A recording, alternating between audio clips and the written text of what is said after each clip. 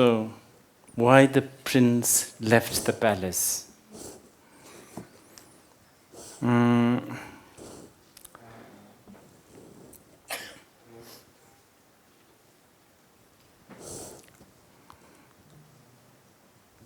Is there a hippie culture in India? There has been, there is still. When did it started? 60s? Really? 60s? 65? Are you remembering yourself? Who are the sort of the most prominent sort of hippie that you can think of, Indian?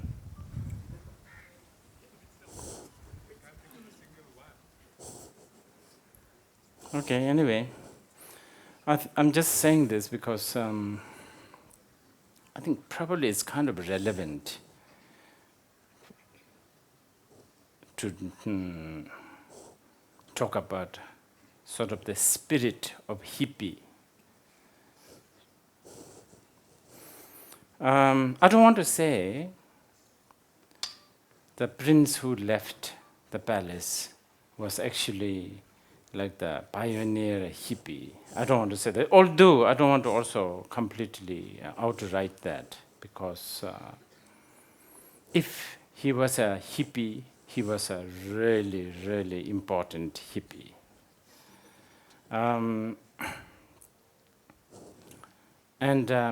By the way, Siddhartha was not the only prince who left the palace. There were a lot of others who left the rich and the power during that time. I mean, to name few, Padmasambhava, Guru Rinpoche, Padmasambhava, he was a prince also. And Shanti Deva, some of us know this figure. And Atisha Dipamkara, I believe. And also, I'm very bad with the history. Bodhidharma, man who is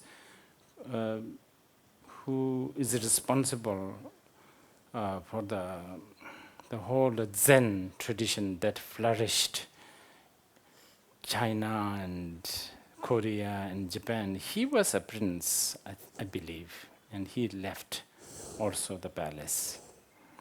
And not only palace, but we are also talking about the richness and the success. Like Amarpali, very successful courtesan who left also her status. Also, it's not only Buddhism that had this practice. Jain, I think, had countless. I think India really celebrated once upon a time, probably even a little bit even today, this kind of thinking.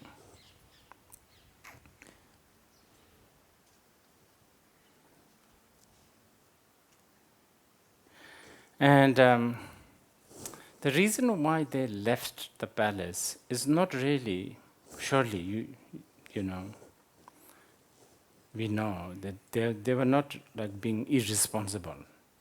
In fact, the opposite. They were really looking for a very high purpose. This was driven by very high aim.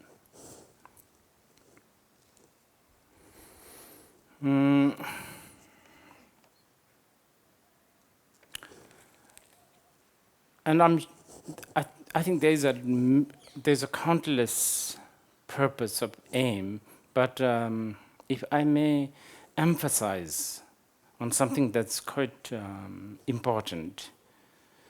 As a human, trust is very important.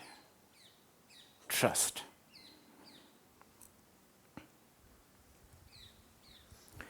To trust is important, and to be trustable is important, and or being able to trust. I guess mainly being able to trust is very important. We are not talking about, like mundane trust, like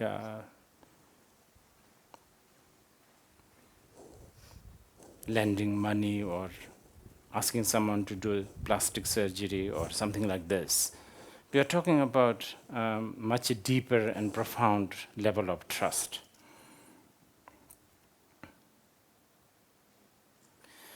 Also, I think for human beings, being in control is very important.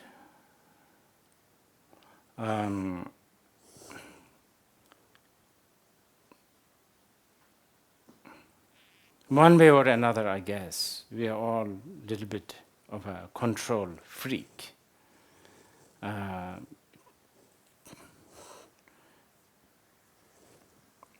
Being in control, and also art of controlling situation, controlling others, I guess. That's important for us, human beings. And then the next one, that's important is confidence. I think the confidence is such an important thing for human being. Having confidence in something.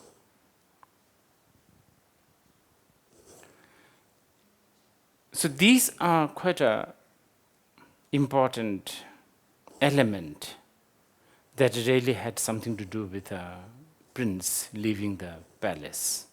If you are looking deeper into some of his teachings afterwards, for instance, when we talk about trust, what are we talking about? Trust what? Confident of what? Control what? Are we talking about trusting the environment? Are we talking about controlling the environment? Are we talking about confident with people? Are we talking about confident with a system? Are we talking about trusting our life? So it's kind of an important issue for us human beings. If I single out that something that is most important, probably the single most important thing, and the most powerful thing is mind. Now we have mind. I'm sure most of you do. I say this with a, this is reaching to an age where there's a lot of automation, and I've been told that there's robot phenomena. So it is possible that in 20 years, my audience, if I live till then, my audience will also have robots listening to me, which, by the way, as a Buddhist, we have no problem. As long as this robot has fear and hope, they are victim of Buddhism.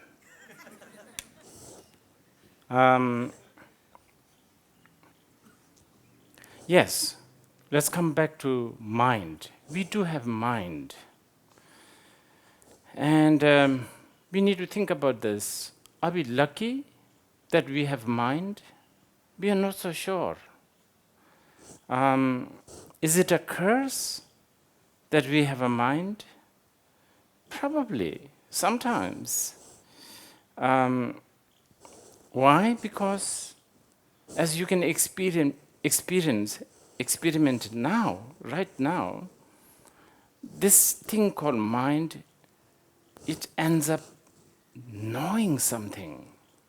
It ends up cognizing something. It ends up being aware of something. And it is painful sometimes.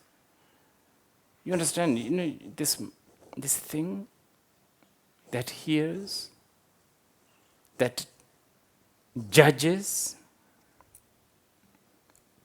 You know what I'm talking about? We just can't help.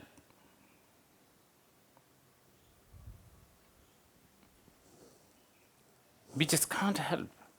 But we have to end up knowing, cognizing, noticing, being conscious. This is something that we have. And we can't sort of pause it for a day or two. We can't sort of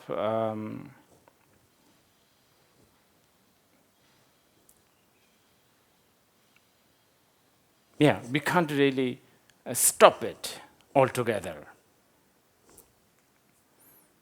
So we have this something so powerful called mind,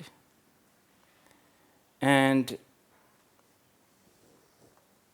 I mean, we are stuck with it. We are stuck with mind because, and also many times this mind is useful because it is this mind that is learning, that is doing the learning. But also it is this mind that is judging. I think I've said that. And also it is this mind that validates. We keep on validating things. It's this mind that is measuring things. And then, as I said, hope and fear, obviously. Now, we just can't trust our mind.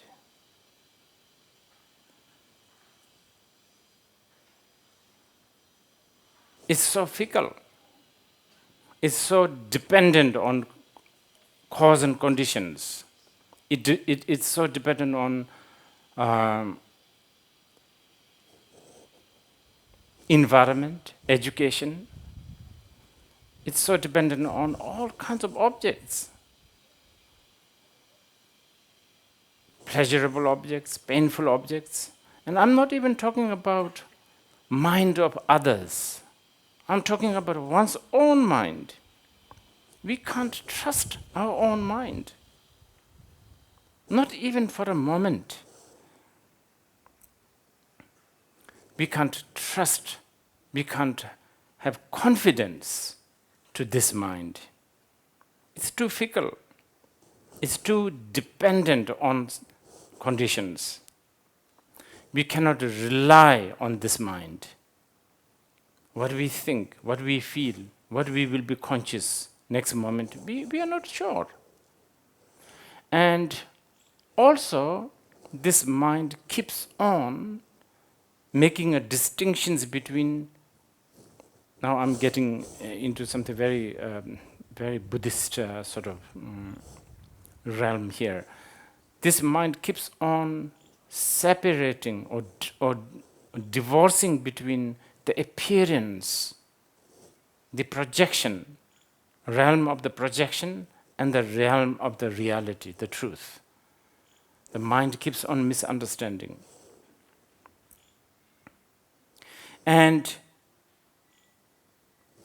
whether you believe it or not, everything that this mind decides or come to a conclusion is incorrect. This is what Buddha said. Everything that is decided, perceived, projected, imagined, has no base. It's an assumption. It is a sort of a very good, educated guess job most of the time.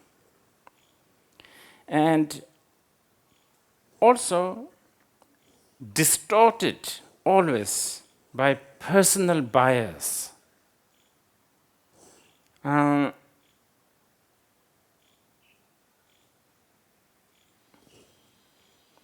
So this is the reason why the prince left the palace, because he can't live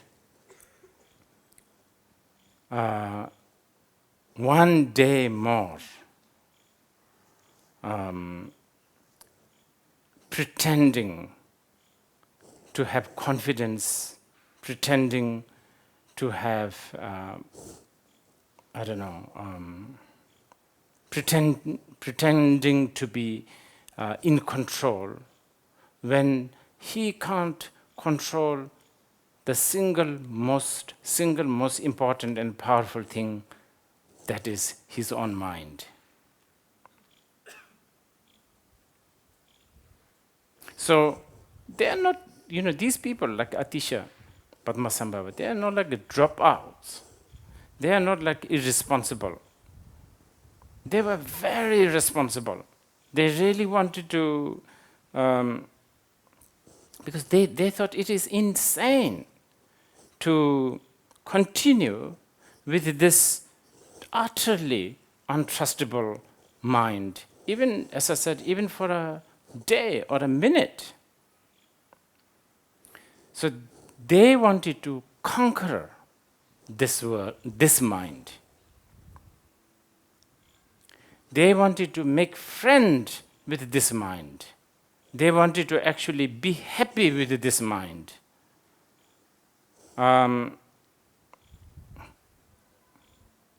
They wanted to understand the potential of this mind, and they use the potential of this mind.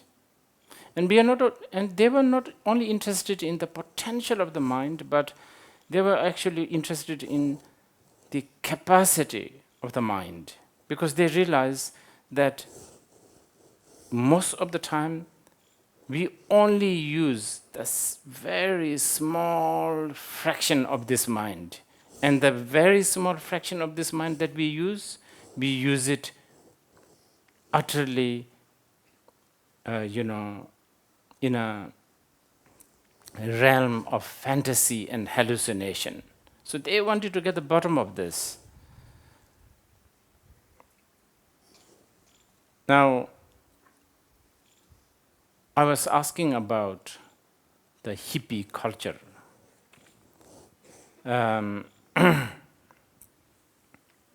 Because I wanted to say that what they have done, the leaving the palace, is something that is doable today.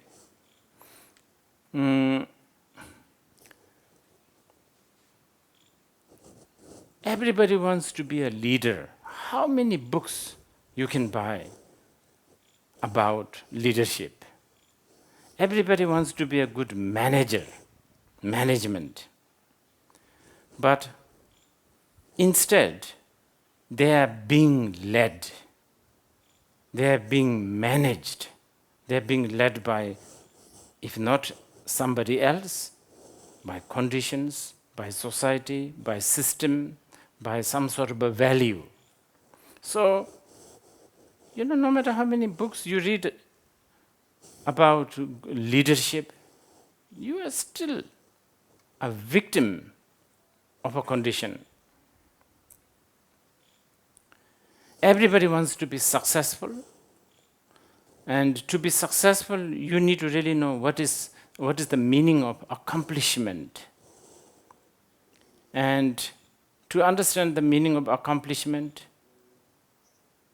you need to know the meaning of goal, limitation of the goal. You need to know moderation, the meaning of moderation. Also, everybody wants to be creative. But again, here, to be creative, to To be creative, you need to be free from a zone. And this is where I wanted to come. And then I will let you ask the questions.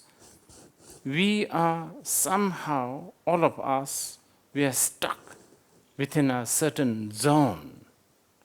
So, just like Siddhartha have this gut to leave the palace, we need to develop the gut and the confidence and the courage to get out of a certain zone. Because the zone that we live, this comfort zone, and by the way, the comfort is only comfort because we are familiar. It's like flies. They feel comfortable with the shit. And they feel comfortable there. They probably feel very insecure if they certainly in a very clean place. Because you create this zone.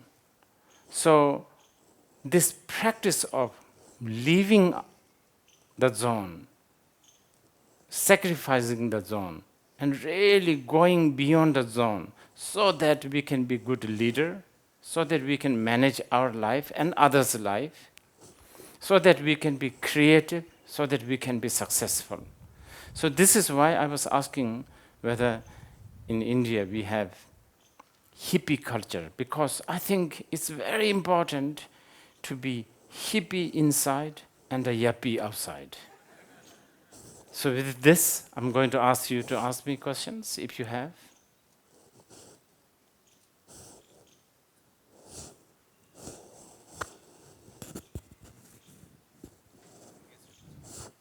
Okay. This maybe that one, okay.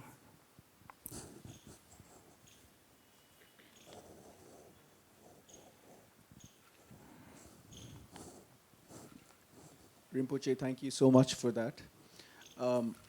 Regarding your question on the mind and the thoughts of the mind, my question is, if you want to train your mind to do something, if you want to keep a thought, but you are unable to keep that thought because your mind will eventually stray and think of 20 other things, whose thoughts are those 20 other things when you are just trying to focus on that one thought? Oh, yours, of course. Who else? Yours, definitely. But this is because you are not controlling. You are not controlling your mind, and you are not being able to control the mind because you don't even know the mind. Most of us, not just you, I mean, all of us, me too included. We don't know the mind. We don't know the function of the mind. We don't know the sort of the nature of the mind, the character of the mind. So, in fact, not only we don't know, we don't have the courage to face this mind. I will explain this a little bit more.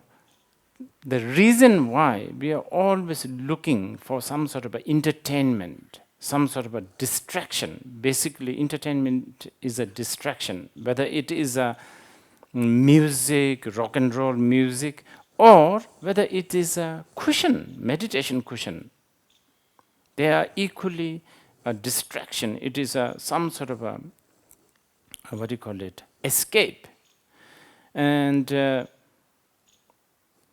what we are doing is because we cannot bear to face this mind, and then of course, even though we have no courage to face the mind, we do go through the pain of fear of not being in control, fear of not being able to trust, fear of not having the confidence. So then what do? We usually numb ourselves. We inject ourselves with dosage of strong, numbing devices, whether it's a food, whether it's a shopping, whether it's a, I don't know, new car or a new app, or it doesn't matter, whatever, to numb. And the numbing tools don't usually last. Because once you use several times, you will need another numbing of the new problem. Actually, it ends up become a new problem. And I forgot to mention that the reason why,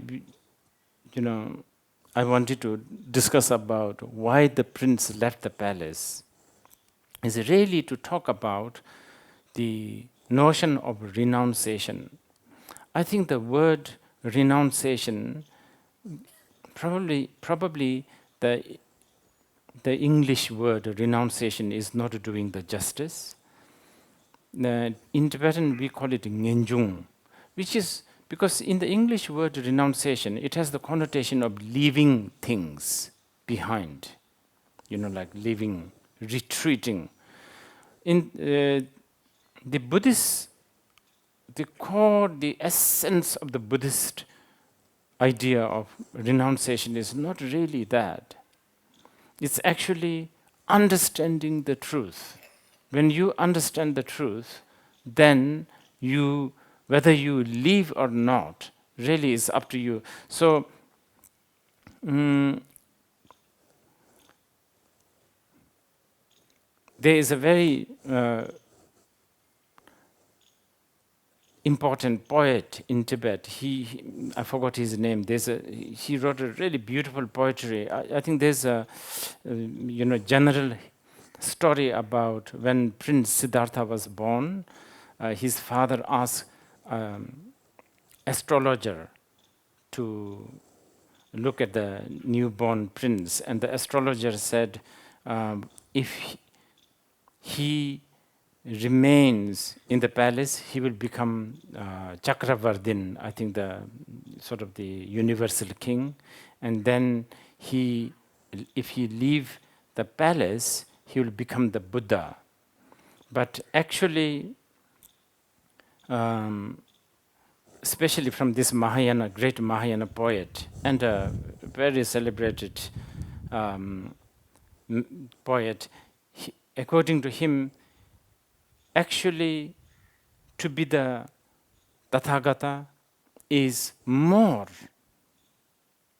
than Chakravardin, because as a Tathagata, as the one who is awakened, has conquered much, much more than a universal king. So he has actually become the king of the kings. So the Buddhist understanding of the renunciation is really, this is why I'm emphasizing to be hippie inside and to be yuppie outside, because it's really got nothing to do with leaving your job and your family and then searching some sort of a truth outside. Okay?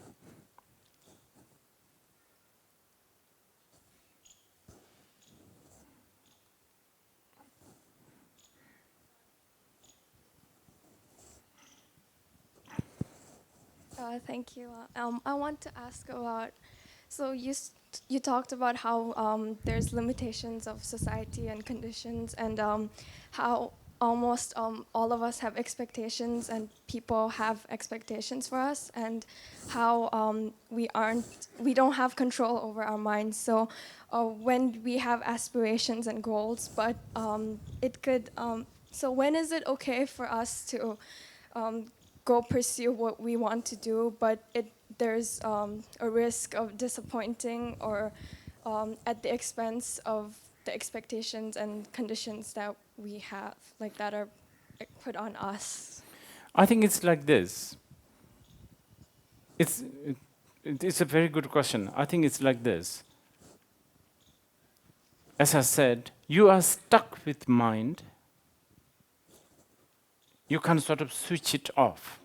You can't even pause it for a moment. You understand? So whether you like it or not, you are going to assume. You are going to have hope. You are going to have a fear, so on and so forth. But if you know that that's what's going to happen, my mind is going to hope, my mind is going to have fear, my mind is going to assume, that's already, I would say, 60% of release. Because most of the time, we don't even know that. Most of the time, we have a goal and we are totally blind with the goal and the expectations, hope, fear, this are all taken not as, all these are taken as a path. You understand? So basically blindly believing that that's going to happen. You understand? So you are stuck with a mind. And as I said, many times it's a blessing. It's because you have a mind, you learn, you decipher, you get curious, you ask questions. Mind, by the way, mind is quite an amazing thing. Mind is the only thing that knows itself. It's like a lamp. Lamp illuminates the darkness, but without the lamp, lamp also illuminates itself. You know, you don't need another lamp to illuminate the lamp.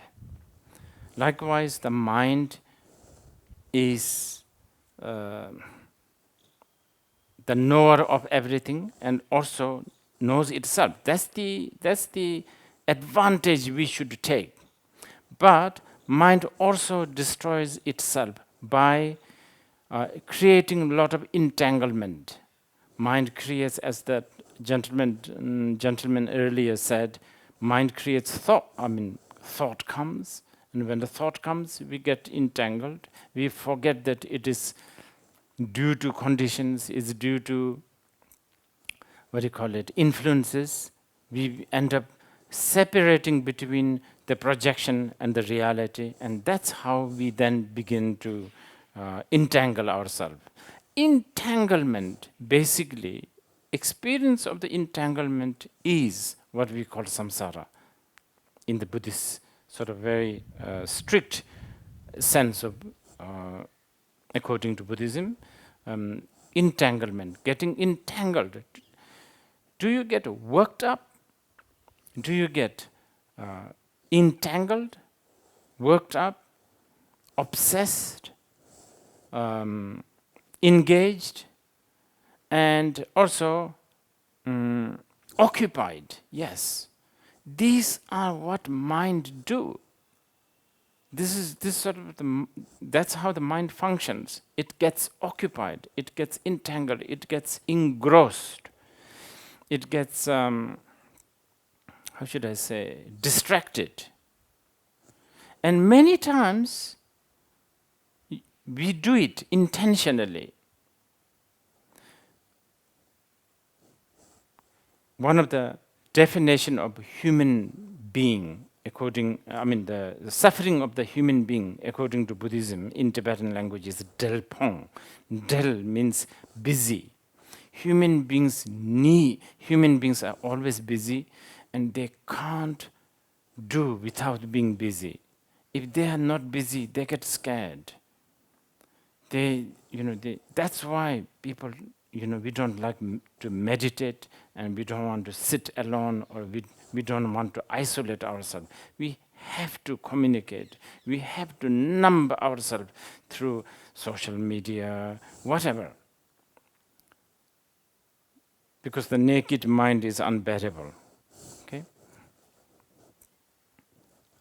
Yeah, I guess. Namaste, Guruji. When we were children, we had heard stories about how Siddhartha left the palace because of the 3 stories of not fear, but suffering. Suffering, yes, right. and of suffering. So I wanted to know how important is fear and suffering to be on the right path. A. And B, what is the role of gurus when which come in a person's life? Thank you. Okay, there's a teaching called Four Noble Truths. And one of them is called Truth of Suffering. And tagline, so to speak, for this teaching is called Dungal Sheparja, which means you must know suffering. So I guess knowing the suffering is important. And that's a big statement, by the way. Most of the time we don't know the suffering. Okay. In this context, let me talk about compassion a little bit, and then probably this will open our understanding of what we mean by dukkha. Because again, the English word suffering is not doing the justice. Suffering, in the most gross, most obvious suffering is the uncertainty that we all are subject to. We are just not certain. We don't know the next moment. That's the most, that's the gross, most, obvious one. Now, more subtle but more vicious. Actually, wait. Sorry. The most obvious one is the pain that we talk about, okay? Like, headache, divorce, war, famine, ailment, loss, separation, so on and so forth. That's the most obvious. And then the second one is the uncertainty that I was talking. But the third, this is very important. The third element of third suffering is everything is illusion. Yet we just don't know they are illusion. The fact that they have no inherently existing nature is the suffering. So you see, this is why in Buddhism, when we talk about compassion, we are not talking about having some sort of a sympathy towards some obvious beings who are going through an obvious pain or hunger or, a war or a famine. We are talking, basically everyone who is subject to uncertainty is object of suffering. And even more than that, anything that is illusory, yet not knowing that that is an illusion, that ignorance is the suffering. So knowing this suffering is very, very important. And to tie up with your second element of the question, actually, in this context, in this level, the suffering is the guru. It was for Siddhartha, it was the suffering that triggered his curiosity. Is this it? Is this, born, breakfast, lunch, dinner, same thing next day, family? Is this all there is in this life?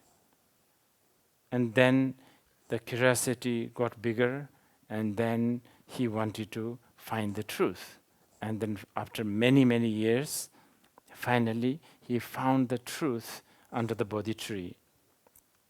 And that the truth is the third or the fourth truth, which is really that everything is just your projection. And if you can understand, now this is very easy to say that everything is your projection, but very difficult to actually practically and emotionally chew this. Okay?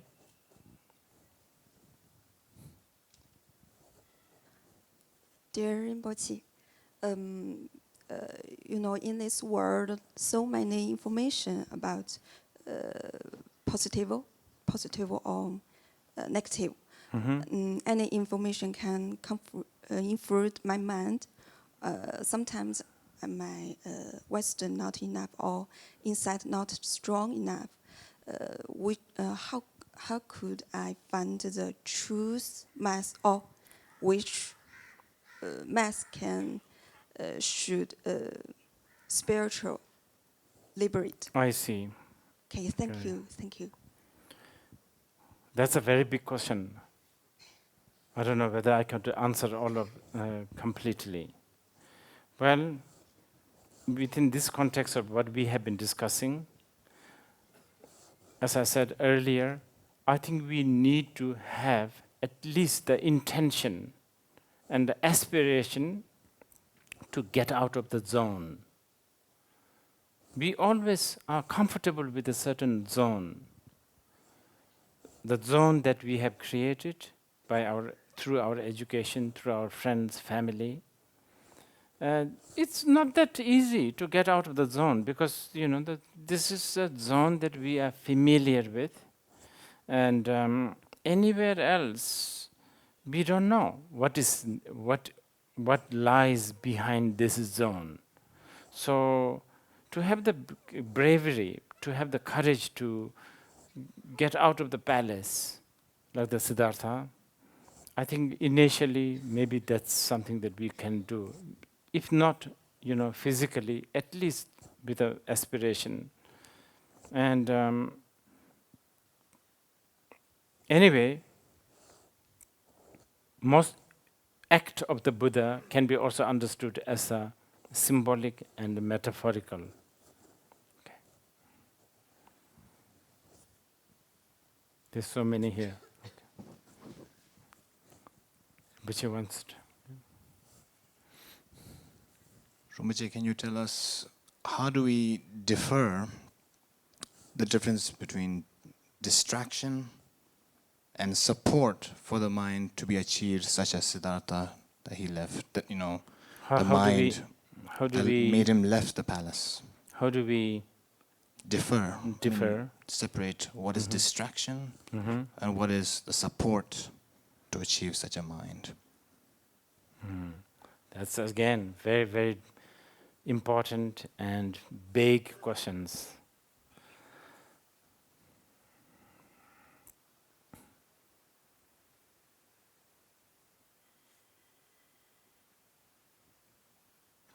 In Tibetan word, we have a word called Surjin Mayimba Yila Jeba. It's actually a very beautiful word. I don't know how I'll be able to translate this properly. Surjin Mayimba Yila Jeba, which is actually a description of emotion. When you experience any kind of experiences, usually we are experiencing it not nakedly. Okay, let's put it this way. We are always seeing it through a certain filter. And there's a lot of filter. And okay, so I think the core question here from Rinpoche is, we are talking about the filter. The filter are usually they are what we call it,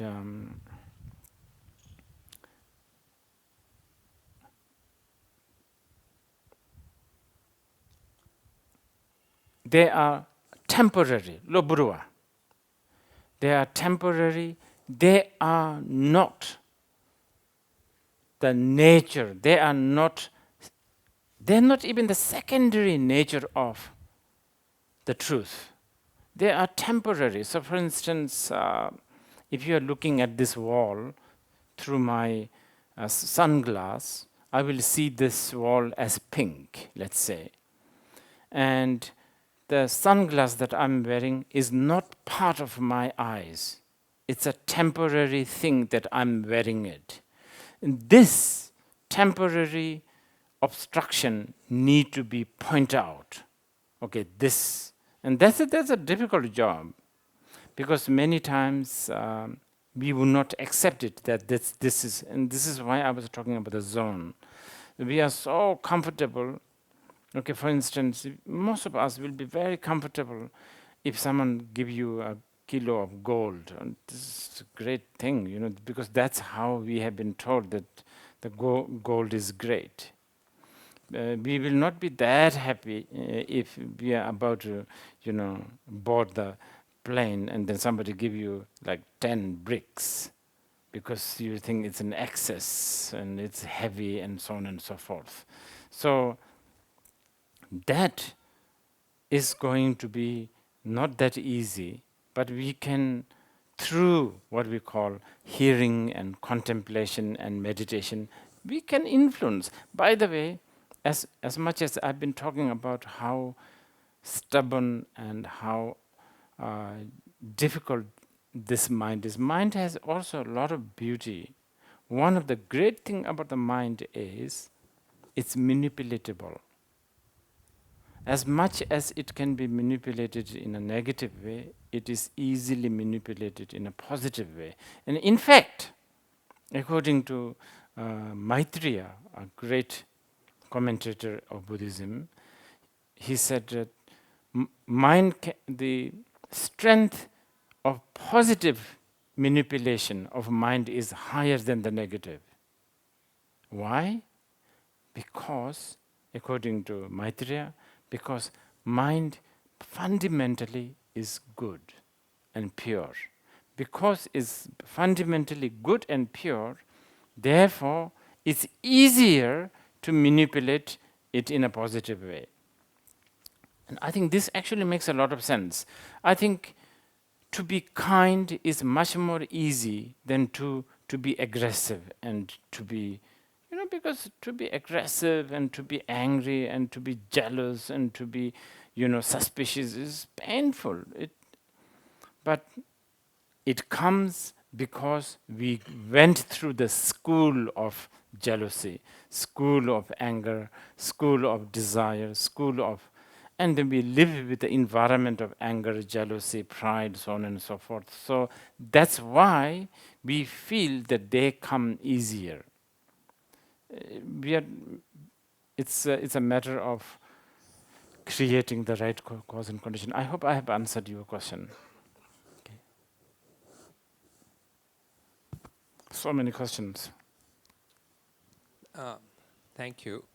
I find the way you're explaining it is really wonderful and able to understand. Siddhartha had a son, and he left the palace and left his son. Also, oh, Could you yes, he left. Yeah. could you maybe explain to me how he justified that in his own mind, and more in a context today where some of us who feel very lucky and blessed with having the ability to spend our time the way we do, Okay. we do struggle with how much time do we spend working, getting out of our own comfort zone, spending Right. time for ourselves, as well as balancing kids. Very important question. This is really important. Actually, I have been told also, Siddhartha has to be really the most irresponsible father. He left, family, the kid, the wife.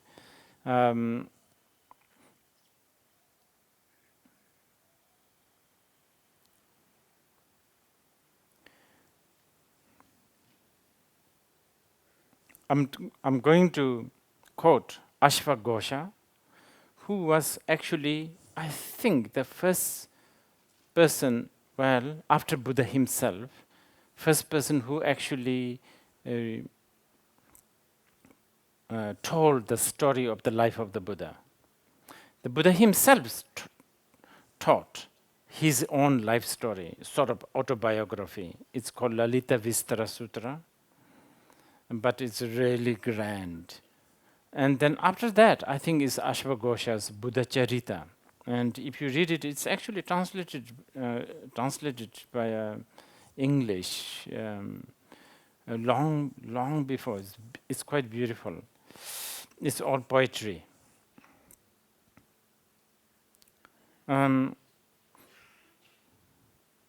And by the way, Rahul, Buddha's son, also ended up leaving the palace later.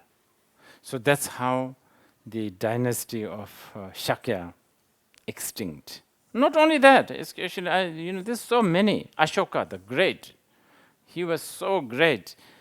His empire was so big.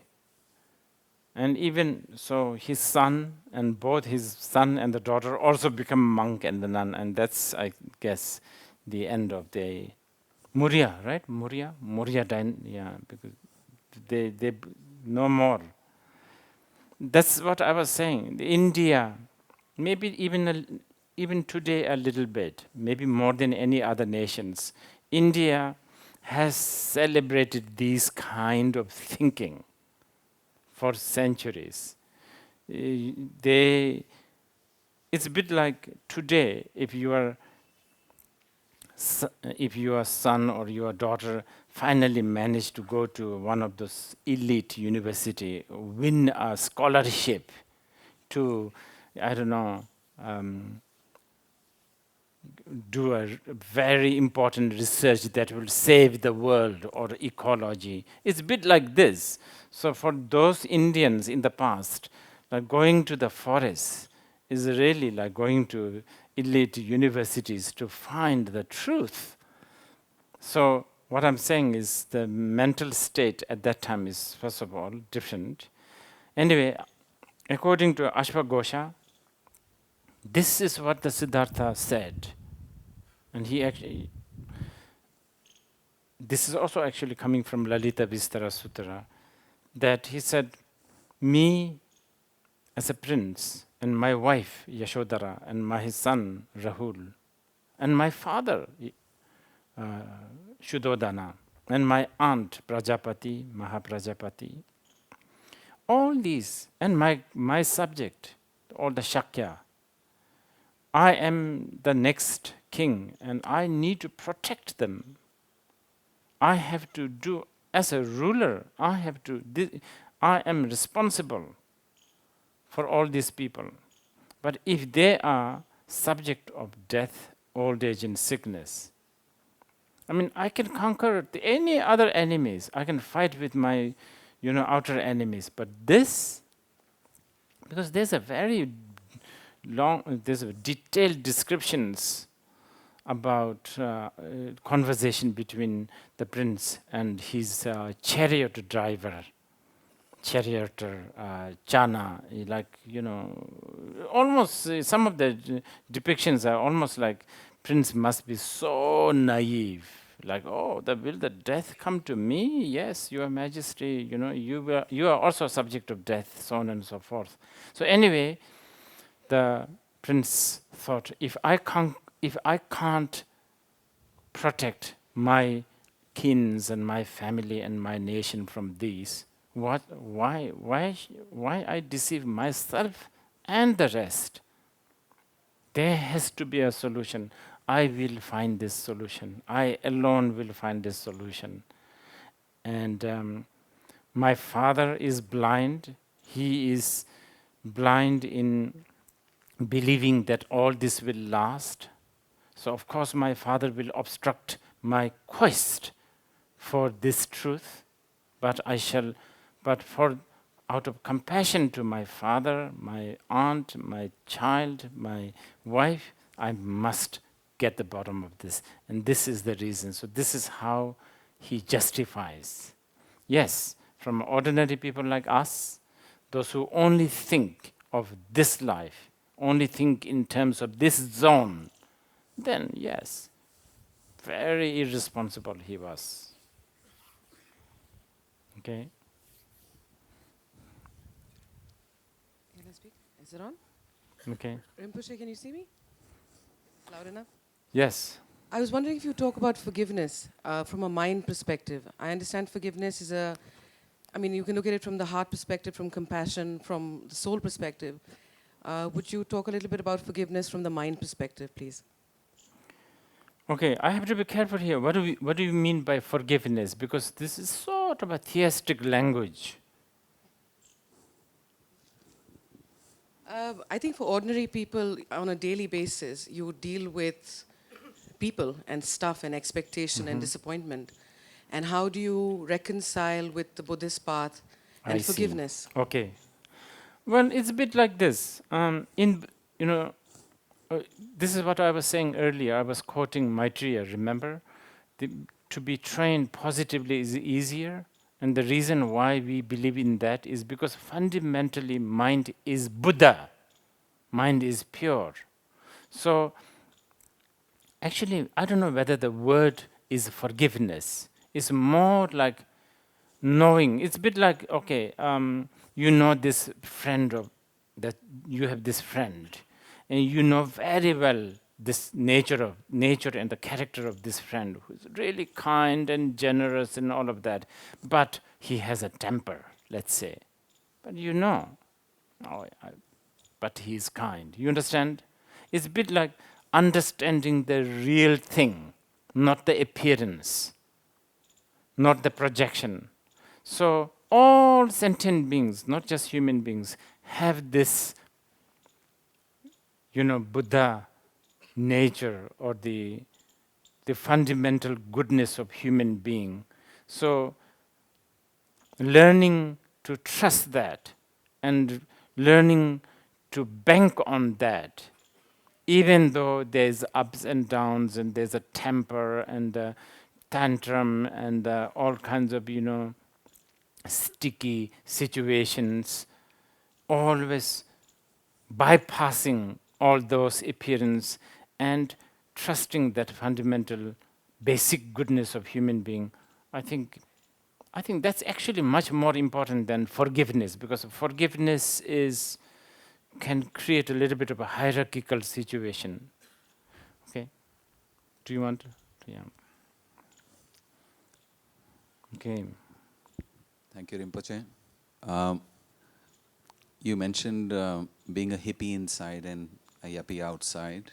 I was able to connect it to one of your recent talks which you gave in Korea, where you mentioned that when you see through the illusory aspect of existence and when you realize the ultimate truth, you develop a respect for the illusory aspect and it becomes holy in some sense. Yes. So could you please explain this logically? I mean, how does this happen? Logically. Can you repeat that again? Oh, what is the logic part? Could you please explain why this happens? Because the tendency would be to say that this is illusory, therefore you dismiss it. Oh, I see, okay. Yeah. But instead of dismissing it, you actually start valuing it and you hold it as holy. I think, oh yeah, okay. This is good. Okay, I don't know whether it's a logic, but it's like an art. Because actually, again here, the Tibetan word for art is quite a good one, jutsal, jutsal. Ju actually means fake. It's like a juma, milam, it's fake, it's illusory. Tsal is like a display. So basically, art is something like a fake, it's pretense, it's created, it's fabricated. But this is so Buddhist, by the way. And I guess, you can also say Taoism in China, they talk a little bit like this. To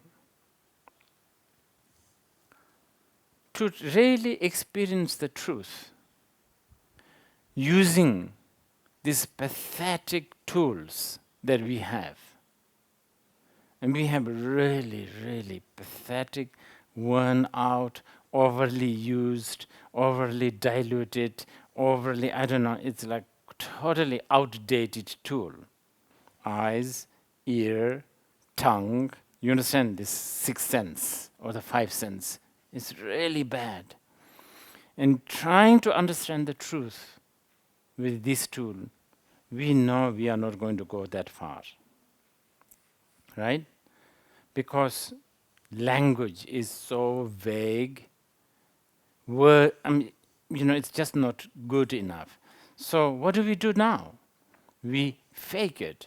We use fake things, to express the truth. This is what art does. And you're an artist. You know this more than anyone else. We do these things. We tell lies so that the truth can be understood. Actually, probably the Buddhists, if they are Buddhist here, they may feel a little bit strange. I will just have to confidently say the whole Buddhist teachings are lies, so that you can understand the truth. I mean, okay, pick one.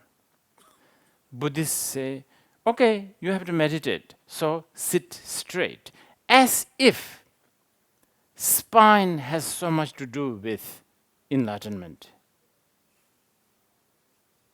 What happens to those people who don't have good spine? You understand?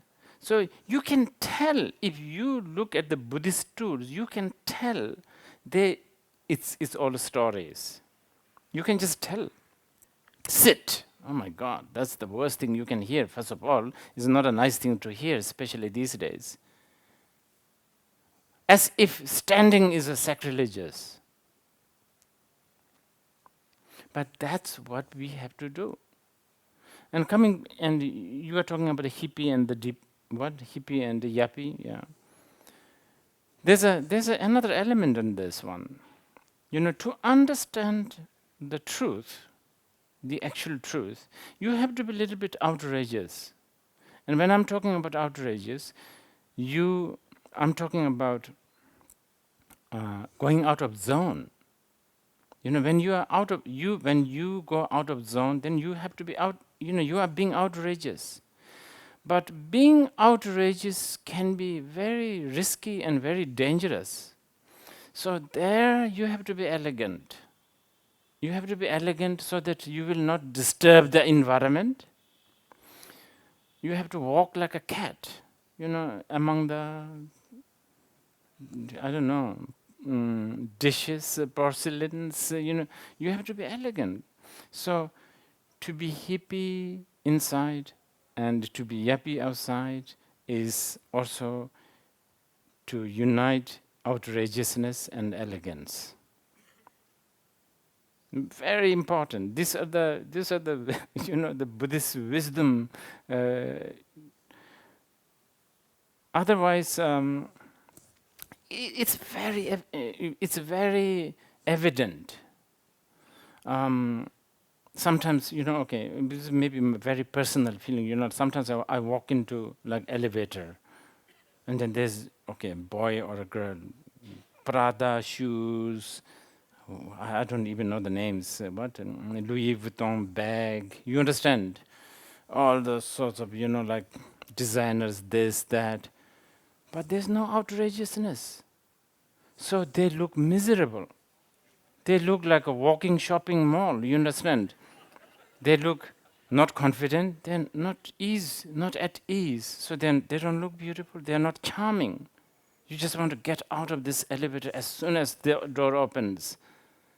But sometimes you see this young, hip looking, with just a white t-shirt, a jeans, probably, but they're very at ease.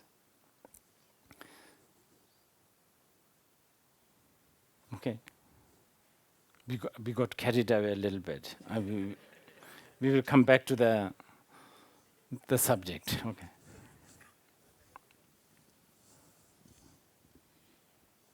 Rinpoche, if the basic nature of mind has goodness, then why is it that bodhicitta is given as a separate practice in conjunction with seeing emptiness directly?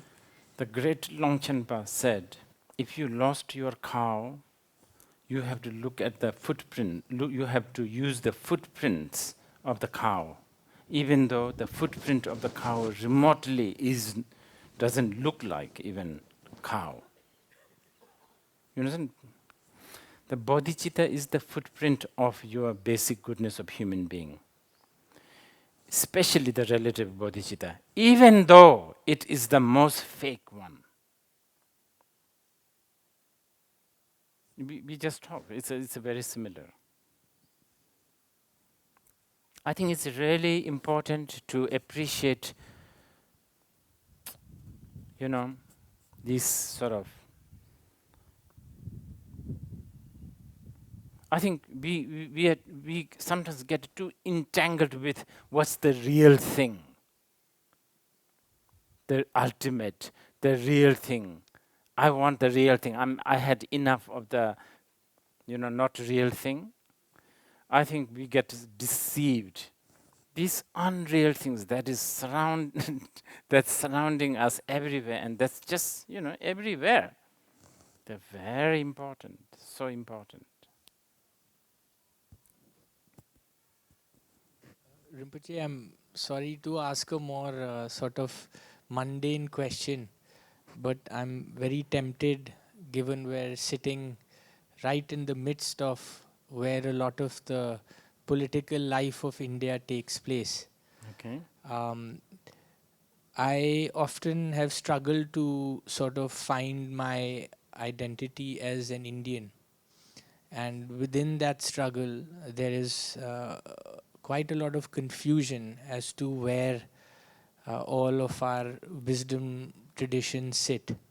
And further within that, there's a struggle to understand the Buddha and his life in relation to our various religions, and even in relation to some of the things that we hear that, oh, he's an avatar of Vishnu, and so on and so forth. I would love to hear from you, Rinpoche, a little bit of, to get some better perspective on that. You have asked to a wrong person this one, because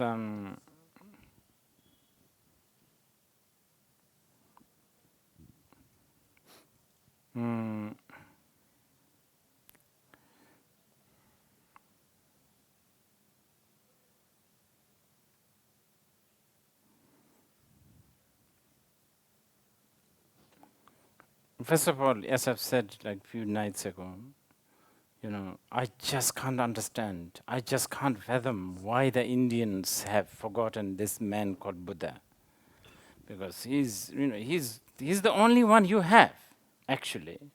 All the rest, Vishnu, Brahma, they are gods. They're not human beings, so they can't. They're not Indian.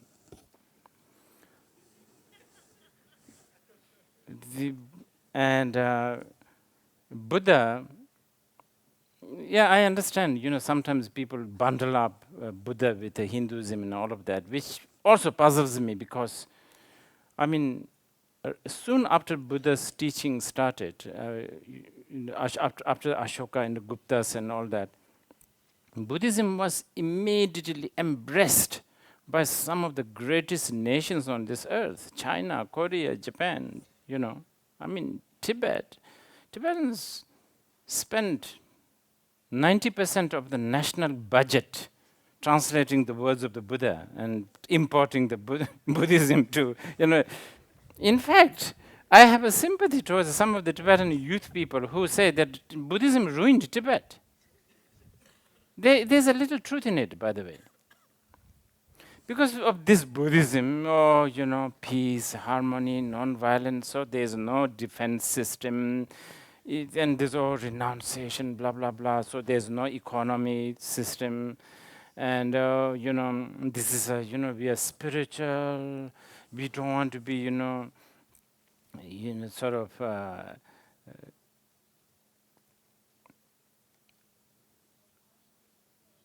interfered by those who don't believe in the right view, so there's no foreign affairs, so on and so forth. And I have to say, Buddhism has never been good for, it's not compatible with politics. It is not. Just like probably Jainism. You just can't. First, historically, why Prince left the palace? If you're a politician, you stay in the palace, you don't go out. And then how do you use things like shunyata with a political world? It's not going to make any sense. Because in Buddhism, the wisdom of shunyata surpasses everything. When the religion have to play a little bit of a political role, religion has to emphasize on morality and ethic. Buddhists don't. It is very important to emphasize this. Many people think, oh, Buddhists are very, ethical. Yes, some of the Buddhists are ethical, but ethic and morality is not the most important. Wisdom is the most important.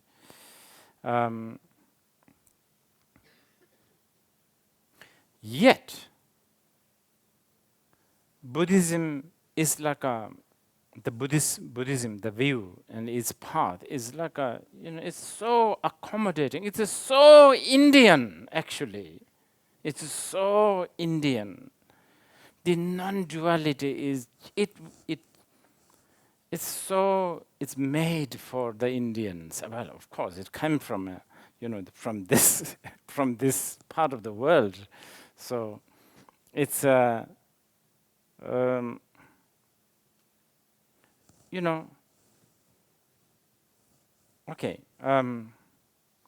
It's a bit like this. All the chaos are accepted.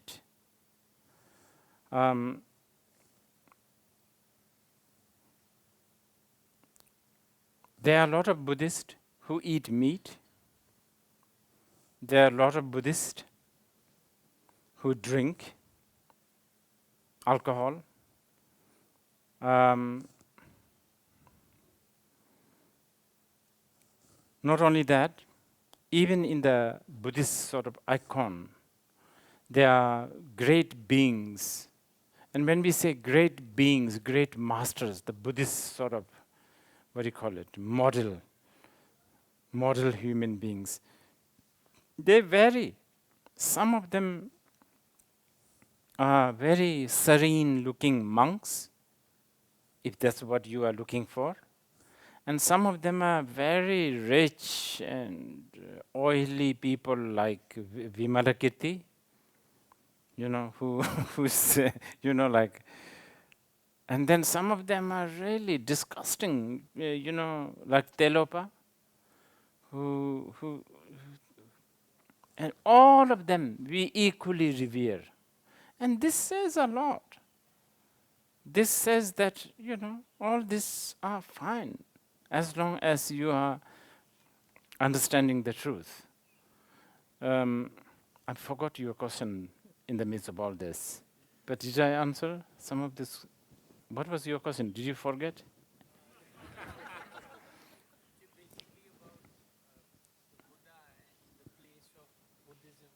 Yes.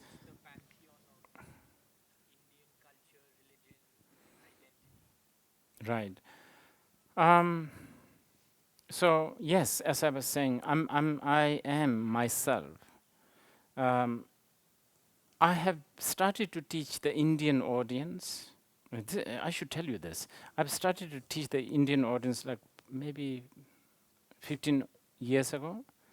And I have to admit, when I was first teaching Indian audience, I used to get so nervous. Okay, here I'm teaching the Indian. I'm teaching to the Indians those who where what I'm teaching came from.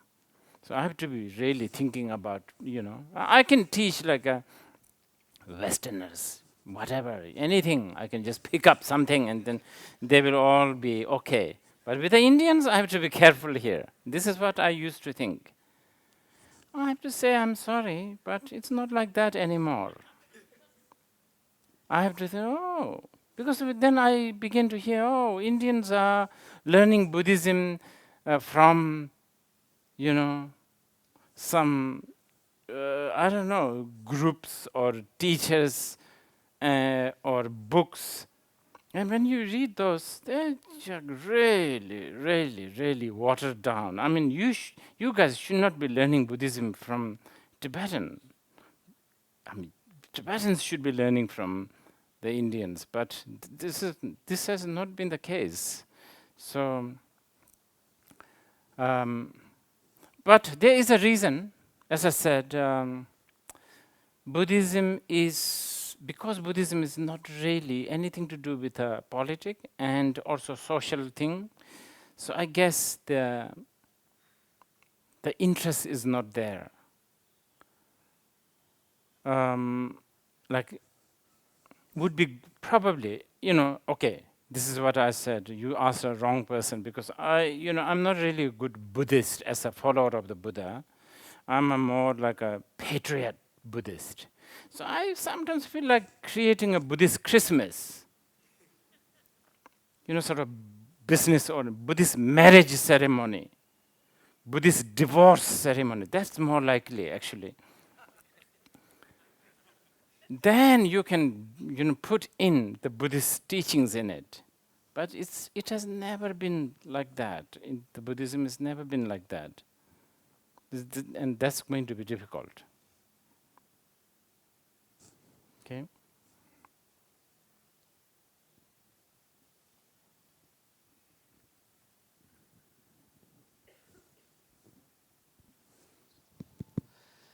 So I really enjoyed the way you spoke about the mind. And now the thing is that so far we don't know how the mind works. And from what I've been reading since 2006, specifically, in the next 12, 15 years is the first time that we'll actually understand how the brain actually works. Okay. And you're now seeing cases of someone changing the brain or, doing, it hasn't been possible so far. And like you mentioned, colors and things like that. That's the way even I like to explain it to friends when I'm talking. One of the ultimate on this path, what at the end, what I figured is what will not change is what I want to do. If I want to become the president of America, today it's possible. A chaiwala became a prime minister, and even today, if one wants, and hopefully even with knowledge, if one wants, you can get it. And then the other interesting thing is that once we communicate, I noticed when you walked in, the two Rinpoches, you touched your heads. It's interesting. Because in the future, two brains, so all your knowledge, which I feel very sad in 2017, we are very lazy, human beings. I'm a very, very lazy person. We cannot share the information. Language, as you said, is useless. It's a very bad way of communication. But I think what's going to come is when the brains actually connect, and that pure information that you're talking about, that's been very few people have had the chance to experience that. I think that's going to be more available. And it's only 10, 15, 20 years away. And I really appreciate that you mentioned this. And that's why I keep putting my hand up to. Thank you for basically, you want more magic. Me too. No, I'm serious. Because there's too much mathematics. There's too much practicality. And there again, to tie up with your question, India is the source of magic. You are losing this. You have to recharge. And where does the magic come from? Doing things that is senseless things, useless things. That's where the magic comes from. I mean, senseless and useless from the business-minded people's point of view. Senseless and useless from the mundane, consumer society's point of view. Sitting straight for 5 minutes is really big waste of time from Wall Street's point of view. You could be making millions. So I think, not to lose this magic of doing things that are that are, I don't know, I find it very magical, but useless things. Okay? Rinpoche, you did say that Buddhism and politics cannot get along together, and wisdom transcends ethics and morality. They don't go together except when you and I and Suresh meet. Okay. So should not Buddhism also transcend nationalism? Why do we keep emphasizing Indian identity, Indian tradition, Buddha was an Indian, unless I can only think of one justification for that, which comes from homeopathy, which is like yours like. So the poison of nationalism is used by you to tell us about the Buddha, so we accept the Buddha and then reject nationalism. Is that true? Has nationalism anything to do if we all have Buddha nature? Why do we say Indian Buddhist and Japanese Buddhist? We all have Buddha nature. So why emphasize the national identity unless it is a skillful means? Unless it is a skillful means. I have answer to this. Yes, thank you. Okay. Please promise that you won't tell this outside of this wall. I was just in Nepal. just 2 days ago. And I was addressing Nepalese. And I did the same thing. But that time, I didn't use the word India. I only used the word Nepal. This is me being political here. Because, remember I said, I'm not a good follower of the Buddha. Because follower of the Buddha, as a follower of the Buddha, Rinpoche will confirm this. We never pray that may all become Buddhist. We never. We only pray that may all become Buddha, enlightened being. But me, somehow down there, I said, I wish people they are more Buddhist. I have to admit this. So to do that, I will say this. In Nepal, I changed the, just the word, the, nationality. And what? I don't know whether it's skillful, but you have to begin somewhere. And I think the most important, effective way to begin is playing with people's emotion, isn't it? And that there is plenty. So when I was in Korea, I was talking about how the West is basically bullying the East. And therefore, they should bring the Eastern wisdom, such as Buddhism, such as Taoism, such as, Confucianism. Because that has so much value. For instance, just like India have forgotten Buddha, Chinese have not done good job with the Taoism too.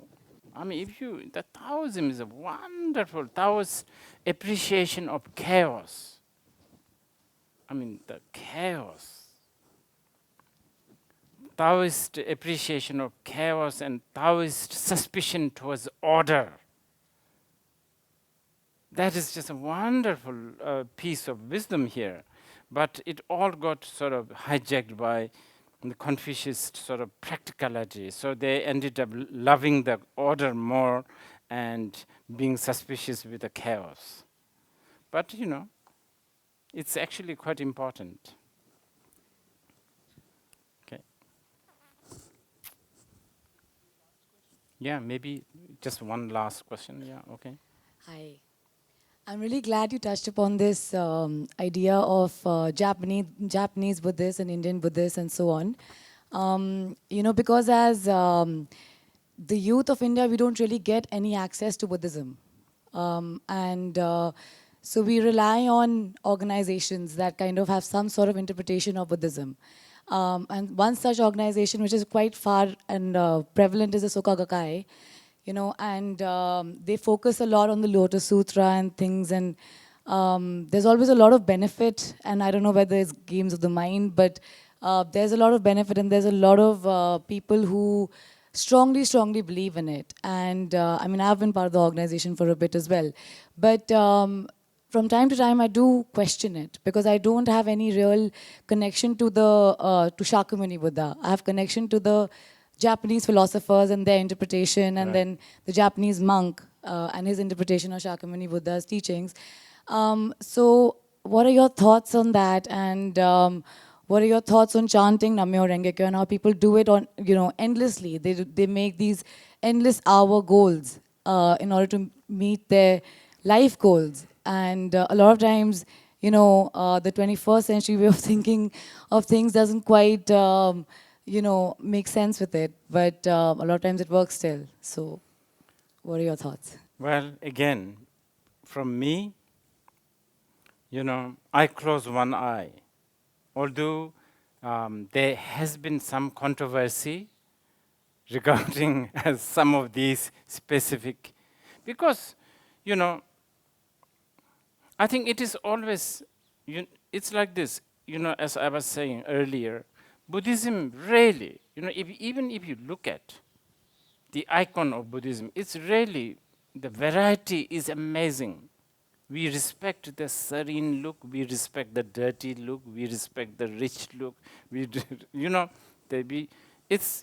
this is the wealth of Buddhism, the wisdom, the wisdom. That should not be deprived, that should not be lost. Any of these group or teachings, or they can, if they are like a stepping stone, if they are like, if they act as one that triggers you to find more deeper and more profound level of teachings, I think I have no problem. But if you are staying there and if you think that this is it, this is the final, then we have a problem, because then, it's a bit like going to a temple and, satisfying with just the door, because you should really go inside and explore.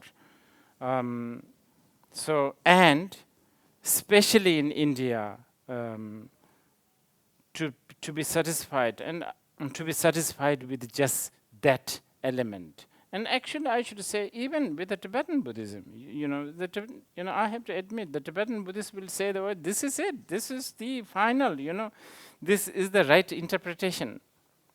But probably, in defense to the Tibetan way of thinking, we will have to say thanks to the past patron of Tibetan Buddhism, as I said, so much emphasis. I mean, several generations of the Tibetan kings have put everything for Buddhism. So due to that, I have to say there is a strong tradition of study and practice of Buddhism, which is, but having said that, I think it's not so good to limit yourself just to that. Otherwise, as you said, you end up losing the big picture. Okay. That's it. I think that's